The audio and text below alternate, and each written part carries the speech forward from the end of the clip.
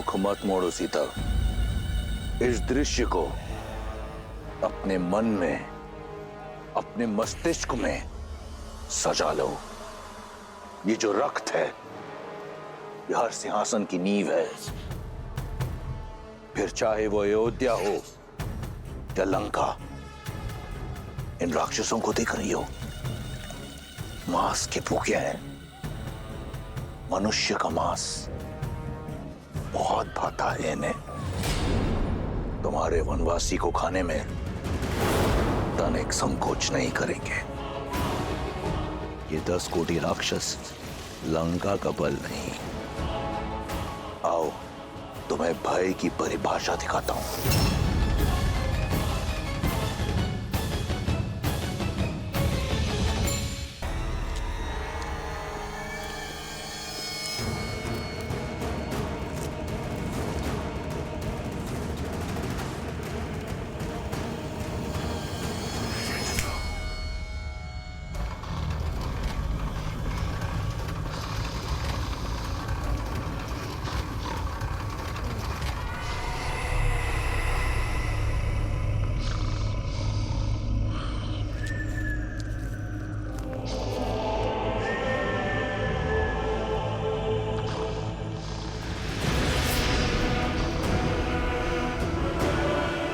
ये पग जहां पड़ते हैं वहां का मानचित्र बदल जाता है।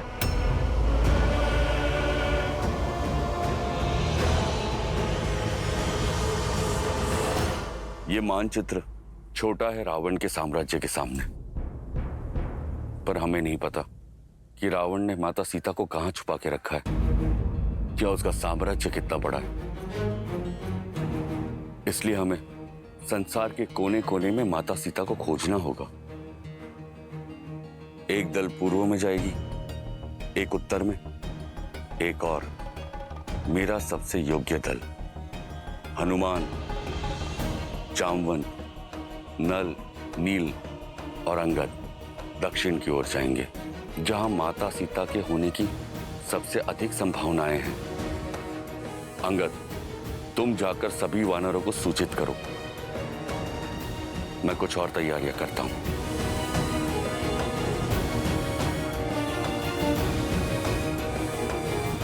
सुग्रीव, हनुमान, तनिक रुकी।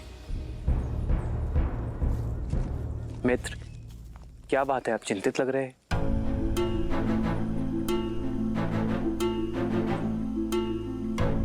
जो कहने जा रहा हूं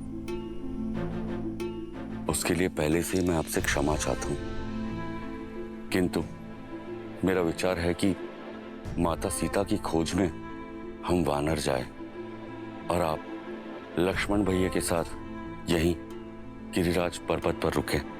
क्या ये कैसे संभव है वानर राज? भाभी माँ की खोज में हम दोनों ही ना जाएं? समझने का प्रयास करे भ्राता लक्ष्मण। एक कारण हम वानरों की तीव्रता है। वन में हमारी गति से मेल खाना बहुत कठिन होगा आपके लिए। और दूसरा कारण? भैया, महाराज सुग्रीव ने इस संसार के सभी वानरों को एकत्रित किया है।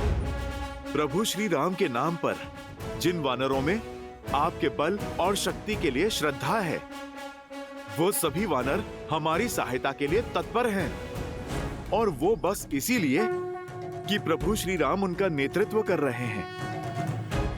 वो सभी यहाँ इस गिरिराज पर्वत पर आएंगे।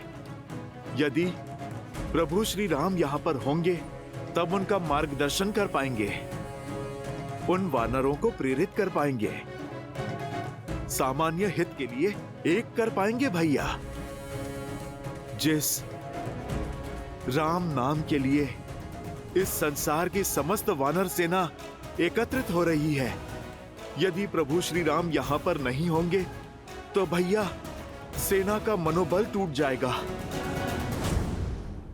भैया और प्रभु, आप हम पर विश्वास कीजिए। माता सीता को खोजे बिना चैन की सांस नहीं लेंगे हम।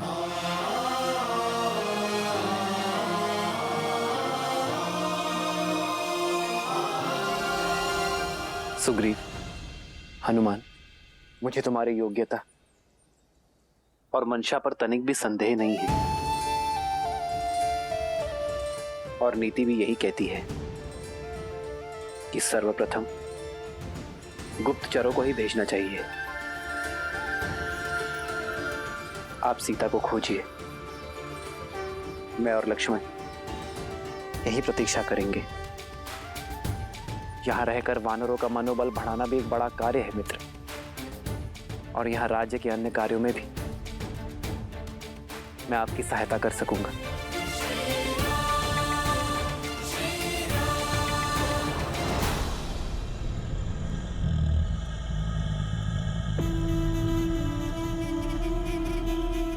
तुम्हारे मुख पर भय दिख रहा है। अपने उस वनवासी के लिए भयभीत हो। अच्छा है, होना चाहिए।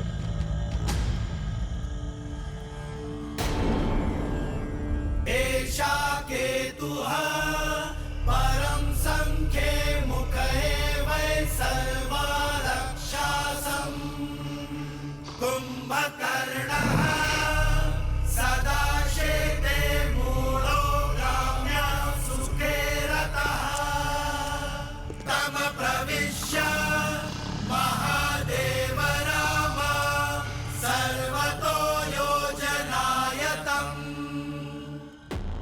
यह मेरा अनुज कुंभकर्ण है। ब्रह्मा का वरदान प्राप्त है इसे। 6 माह तक निद्रा में रहता है और 6 माह तक यह विनाश का सूचक है। लंका और लंकेश की अभय ढाल है ये। और उन 6 माह में मेरा भाई अजय और अमर है। अब ये मत कहना कि तुम्हारा वनवासी ब्रह्मा के वरदान से लड़ सकता है। कुंभकर्ण जैसे ना जाने कितने योद्धा लंका में। मेघनाथ जैसा प्रतापी पुत्र है जिसने स्वयं इंद्र को परास्त किया है, जिसके पास सभी अमूल्य दिव्यास्त्र है, पशुपतास्त्र, सम्मोहनास्त्र और ब्रह्मास्त्र।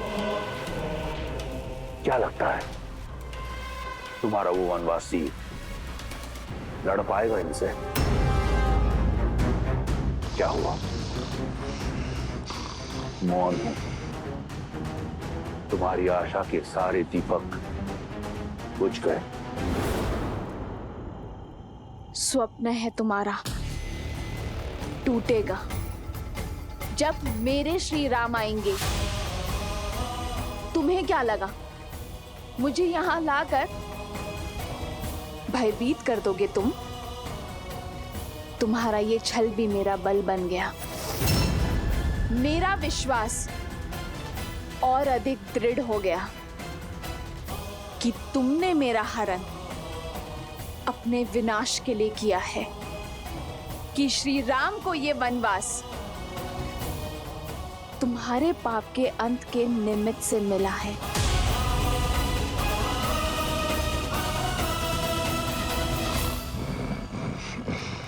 दृढ़, निडर।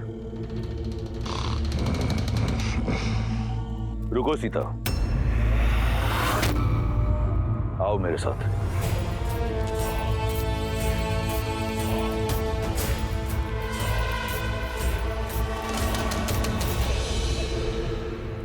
विश्वास है ना तुम्हें राम के आने का? तो ठीक है, दिया समय तुम्हें 1 वर्ष का।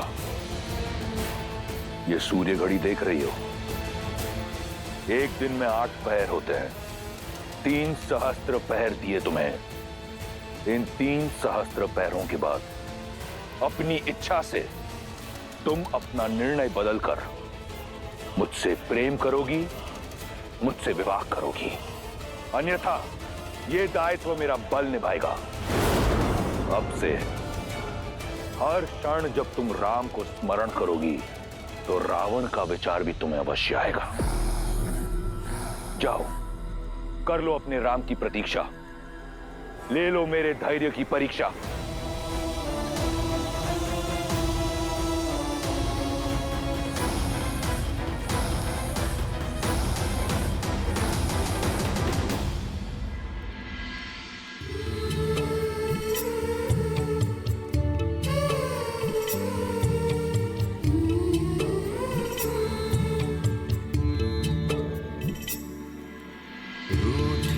से लगते सांसों के धागे, भीगे ये नैना सोए न जागे।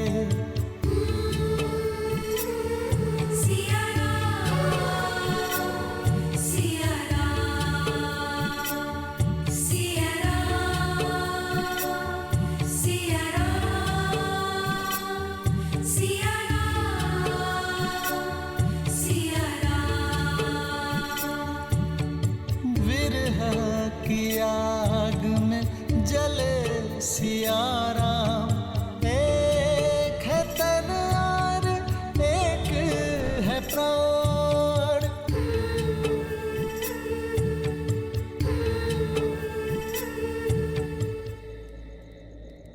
तुम्हारे पतिव्रता पर मुझे संपूर्ण अटूट विश्वास है सीते, और मुझे ज्ञात है कि तुम्हारा विश्वास मुझ पर भी अटूट है।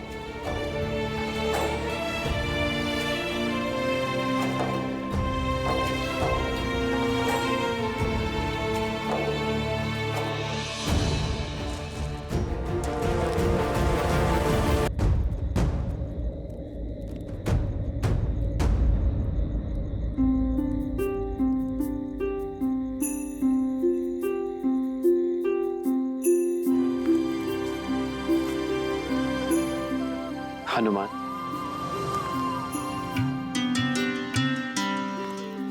प्रणाम प्रभु।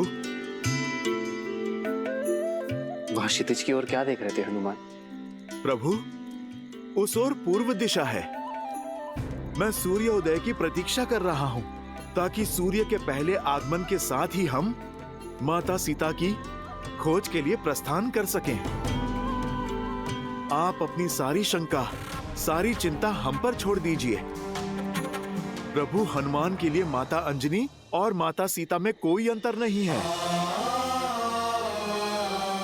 मैं आपको वचन देता हूं, चाहे मुझे आकाश पाताल एक ही क्यों ना करना पड़े, मेरे प्रभु श्री राम और माता सीता का मिलन अवश्य होगा। प्रभु,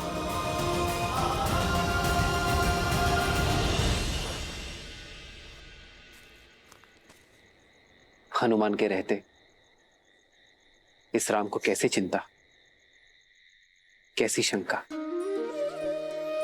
अब सूर्य की किरण धरती पर पहुंचे या ना पहुंचे, मन में विश्वास की किरण अवश्य आ गई है हनुमान। मुझे विश्वास है कि तुम मेरी सीता को ढूंढ लोगे।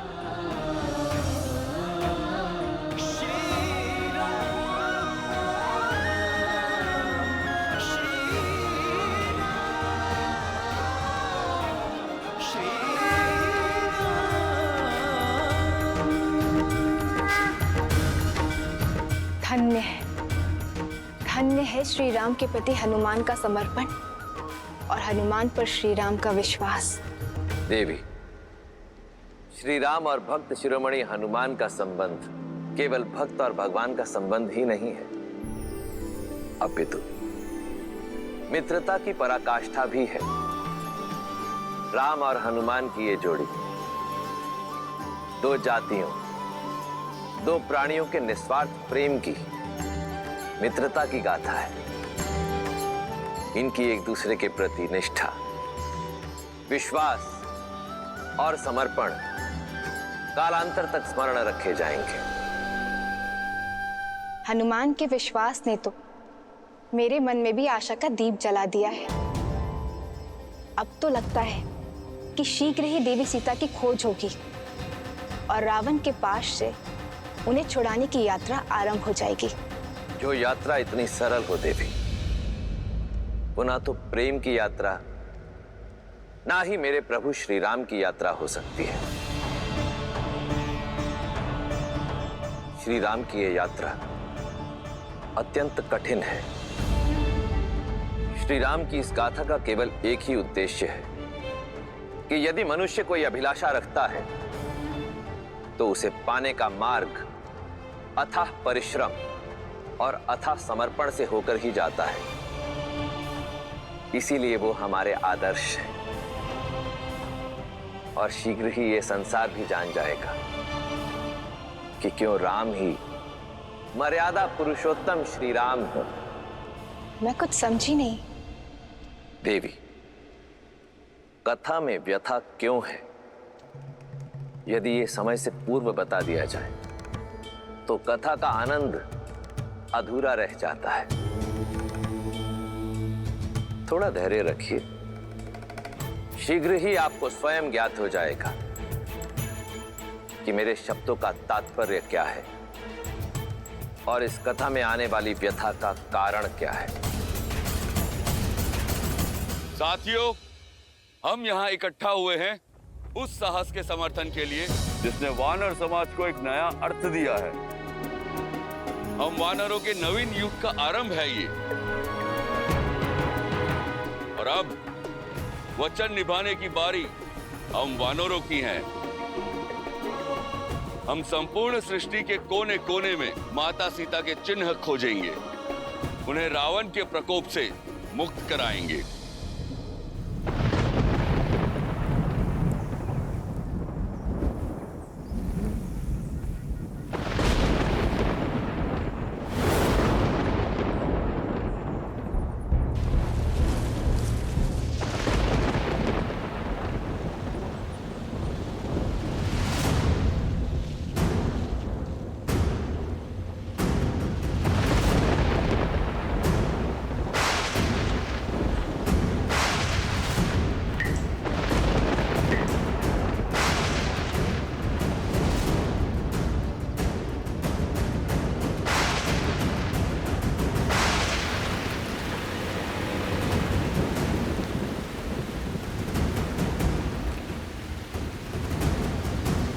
वर्षा, ये तो अशुभ संकेत है।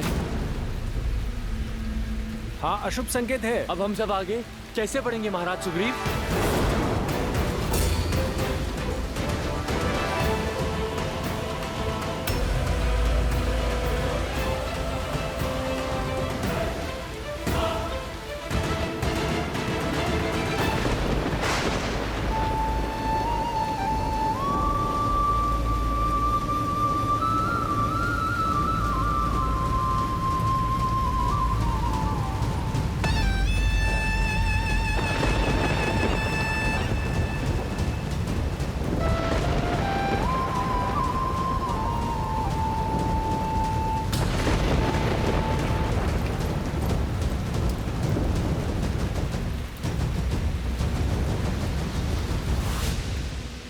चतुर्मास आरंभ हो गया है लंकेश। लंका की अतिथि को सिर पर छत की आवश्यकता है। यह अतिथि बहुत हट्टी है, मारेगी नहीं। वर्षा की बूंदें गिरने दो। वर्षा की बूंदें इसके हृदय पर गिरेंगी और उससे राम का नाम धोकर उसे स्वच्छ कर देगी। इसके उपरांत मैं उस पर रावण का नाम लिखूंगा। लंकेश, आज कुछ उपदेश मत दो मंदोदरी। मैं अपने उद्देश्य को देखने में बहुत व्यस्त हूं।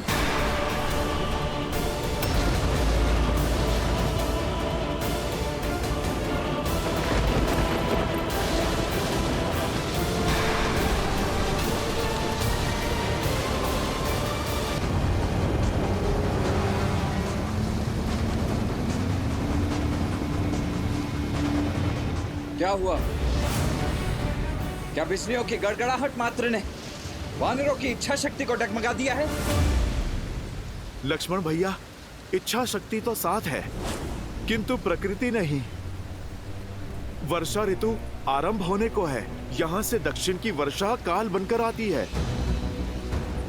नदी जल स्रोत वेगवान हो जाते हैं। बाढ़ आ जाती है। ना भैया भोजन मिलता है, ना आगे जाने का मार्ग। इस वर्षा काल में वानर अपने अपने घरों में अपने परिवार की रक्षा में जुट जाते हैं। प्रभु, ऐसे में यदि खोजी दल आगे बढ़ा तो उनका जीवन संकट में पड़ जाएगा। बस इसी कारण हमारे वानर सैनिकों के मन में शंका उत्पन्न हो गई है।